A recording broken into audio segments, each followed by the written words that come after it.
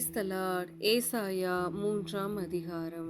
இதோ சேனைகளின் கர்த்தராகிய ஆண்டவர் எருசலேமில் இருந்தும் யூதாவில் இருந்தும் சகலவிதமான ஆதரவுகளாகிய அப்பம் என்கிற எல்லா ஆதரவையும், தண்ணீர் என்கிற எல்லா ஆதரவையும், பராக்கிரமசாலியையும், யுத்த வீரனையும், நியாயாதிபதியையும், தீர்க்கதரிசியையும், சாஸ்திரியையும், மூப்பனையும், 50 பேருக்கு அதிபதியையும், கனம் பொருந்தினவனையும், ஆலோசனைக்காரனையும், தொழில்களில் சாமர்த்தியம் உள்ளவனையும், சாதுரினையும் விலக்குவார்.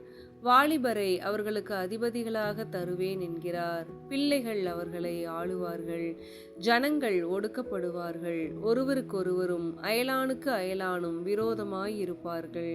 வாலிபன் முதிர் வயதுள்ளவனுக்கும் கீழ்மகன் மேன்மகனுக்கும் இடும்பு செய்வான்.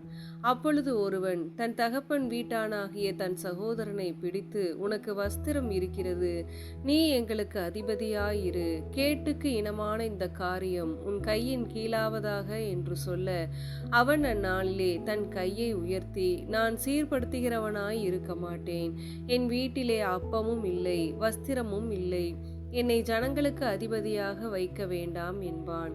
ஏனென்றால் எருசலேம் பாழாக்கப்பட்டது, யூதா விழுந்து போயிற்று.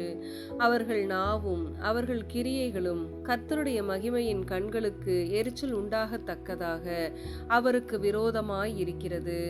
அவர்கள் முகப்பார்வை அவர்களுக்கு விரோதமாய் சாட்சியிடும்.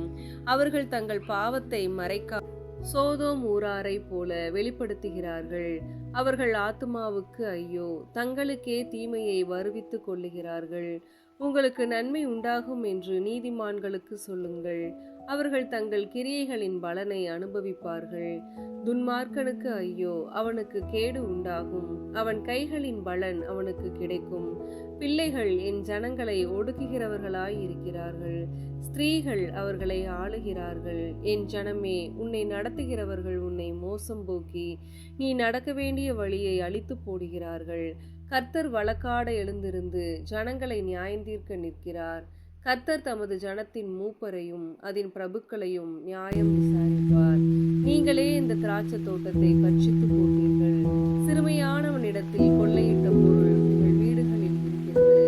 நீங்கள் என் ஜனத்தை நொறுக்கி சிறுமையானவர்களின் முகத்தை நெருக்கிறது என்னவென்று சேனைகளின் கர்த்தராகிய ஆண்டவர் சொல்கிறார்.